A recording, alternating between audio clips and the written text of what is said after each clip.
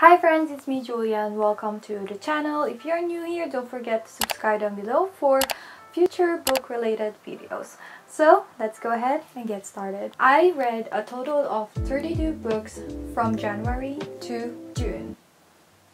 I know that's a lot. 13 fiction, 19 non-fiction, and 8 out of 32 are actually audiobooks.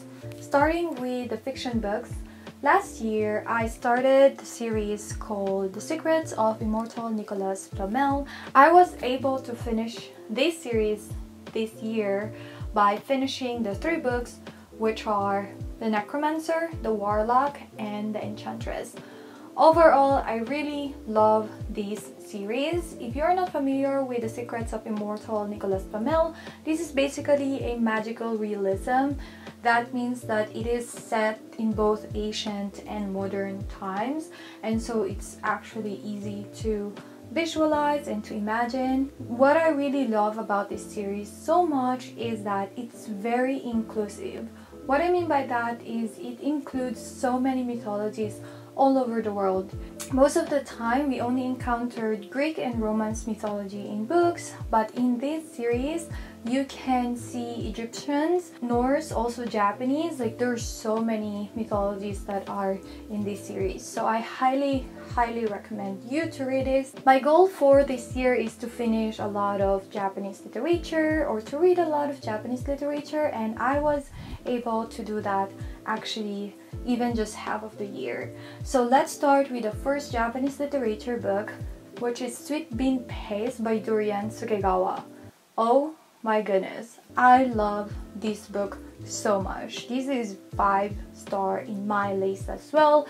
It's also like a life-changing kind of book for me because it taught a lot about life and how to appreciate even the little things like trees, or going out, or meeting friends, meeting other people, or even cooking. This is a very good book to appreciate the little things that we don't usually recognize in a daily basis. It also showed me how some people think of like the little things that we do as a big thing for them. I highly recommend this book, especially for this time that sometimes we disregard the things that are simple and we look for things that we don't have, and so this is the book that we needed nowadays. Next is Memoirs of Geisha by Arthur Golden. You already have seen this in my vlogs. I also gave a little bit of my feedbacks with it. It's so good. It talks about all the cycle of life, from depression, from richness to poverty to war to depression. Like, there's so many instances of life that we can see from this book. Tokyo Ueno Station by Yu Miri. I will just be reading the notes that I wrote in my Notion. I use a Notion app for taking notes or a summary of the books, by the way. I just finished this book 3 minutes ago. I need time to breathe and let go of it. It was pretty dark and sad. Although life has its own path of sadness, this one is pure sadness. It's interesting to see a person's view of how the world is. It's scary in some situations, especially for young people. I do wish young people should not read this. It takes a lot of separation from the characters and for personal life to read this. It's not for everyone. Contradicting to the topic, it gave me more motivation that my problems isn't that bad after all. Nowadays, I see my problems as big and huge, like being stuck at home always. And after reading this, my problems are manageable. I am still capable of change and happiness in comparison to the story. It's also interesting to see how Japanese people see the society of Japan. Although this is an old setting book and in modern times might not be that applicable, but still it's interesting. I know it's only fiction though. Next, let's move on to my very first Haruki Murakami fiction book, and this is South of the Border, West of the Sun. Well, first and foremost, the perspective of this book is leaning towards the guy's perspective, and so with that I cannot relate to some of the decisions, to some of the ideas, because obviously I'm a woman. It's hard to really get that idea in me. But overall the book is pretty interesting. It's very detailed and specific, especially when it comes to situations. It's so detailed. If you read this book, you know what I mean. Overall, this book is good, but I do wish it has a little bit more of like a woman's touch in it. Next is The Strange Weather in Tokyo by Hiromi Kawakami. This one is highly recommended by a lot of people, even booktubers or anybody on YouTube or anywhere.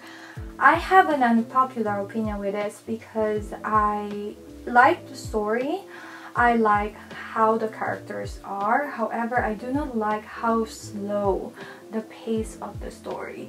Maybe it's just me. Maybe I just don't like that type of story, but that's the beauty of books, isn't it? Like, it can be very good, impactful for someone, and for me it's just like it's like this. Let's speed up to some of the fiction books that I've read so far. First is The Little Prince by Saint Antoinette. This is like my third or fourth time reading it. I usually read it every year and see if I have a different perspectives towards it.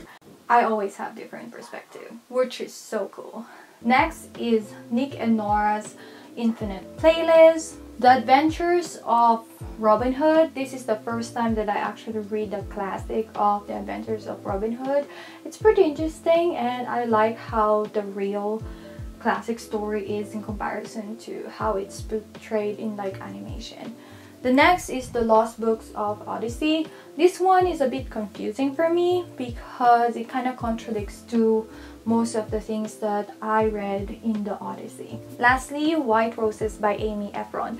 This one is a new category in my reading list because this book is focused more of the conflict between Cuba and America, and I don't usually lean towards a book that has conflicts between two countries or war. I don't usually read these kind of books, but this one is so interesting for me because Spaniards and Americans stayed in the Philippines, and we also have the same cultural problems and like a mixture of problems and culture in the Philippines, and so it's very relatable in my case. Now, I've read a lot of nonfiction, and so I'm just gonna be speeding up. First is All That Matters, Water. It's just a basic knowledge of water. Next is The Secret Revealed. I hate this book. I do not like this book a lot. Sorry. The Feelings book, The Care and Emotions book, just a very short read. Another Haruki Murakami book, which is what I talk about when I talk about running.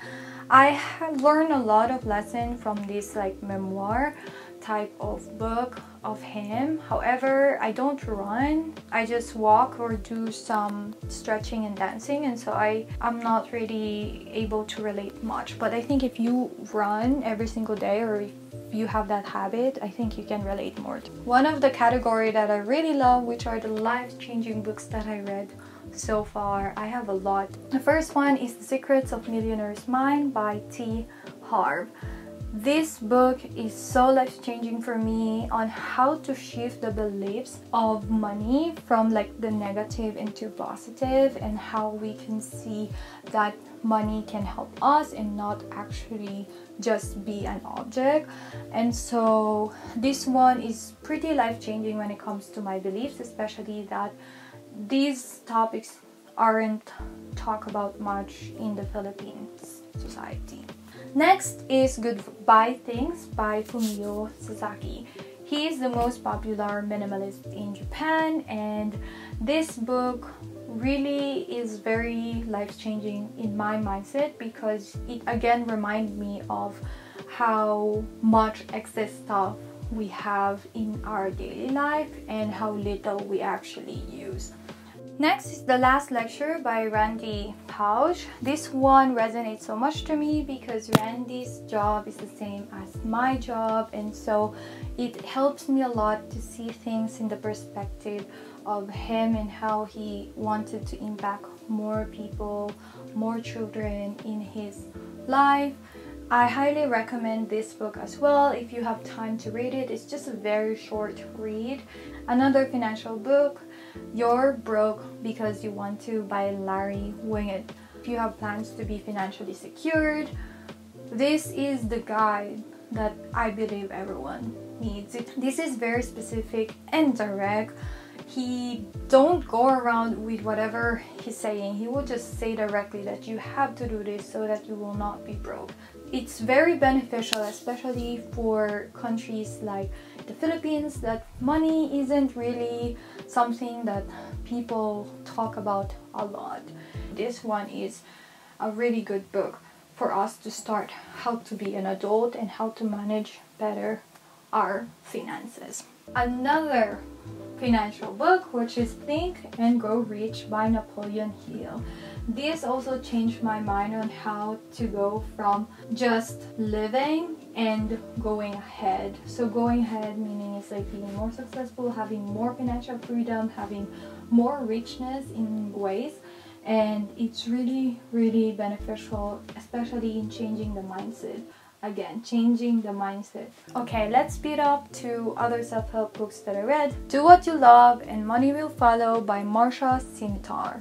Wabi Sabi, Japanese wisdom for a perfect imperfect life. If you're not familiar with Wabi Sabi, it basically means to look at the beauty of things in its imperfectness. For example, you look at your scar and you don't see that it's a scar or it's a wound, but you see it as an experience that, oh, this is what I went through and it's a beautiful thing. That is basically Wabi Sabi. This is another wisdom that Japanese culture have. Besides the Ikigai, we also have Wabi Sabi. The 100 Thing Challenge by Dave Bruno. It's also a minimalist type of book, but I'm not a big fan of how it was written. Success is never ending, failure is never final. As the title itself, that's basically what the book is all about. The Richest Man in Babylon by George Clason. Next is Start Something That Matters by Blake Mycoskie, who is the owner of Toms. This is a story of how he created Toms, what's his purpose, what his charity work and all of that. It's a very easy book to read, and especially for those people who want to start a business and they want their business to have a purpose in the world, then you should read this book. And lastly, we have some spiritual self-help books. A New Earth by Eckhart Tolle.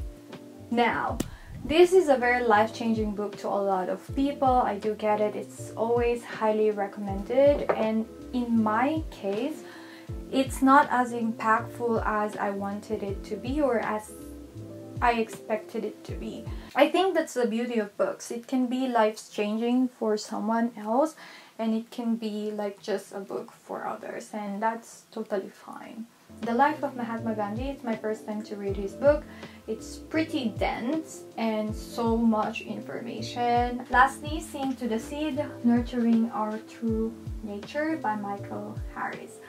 This one is a book consists of Buddhism and psychology together. So basically it's like spiritual and scientific at the same time. I like the idea of it. I like the ideas of the book. However, I feel like it needs better execution. It needs a better output. It needs a better way on how to tell the story, on how it is related to each other. So that is it for my wrap-up videos this year so far. I have been in a reading slump this July. There are just so many things that I needed to do that I don't really have much time to read, but I hope that I can go back to reading anytime soon. Thank you so much for watching. Again, if you're new to the channel, don't forget to subscribe down below. There's like 90% of viewers that are not subscribed, so I hope you will subscribe and be part of our family. And also follow me on my Instagram. Thank you again for watching, and I'll see you in a few days. Bye!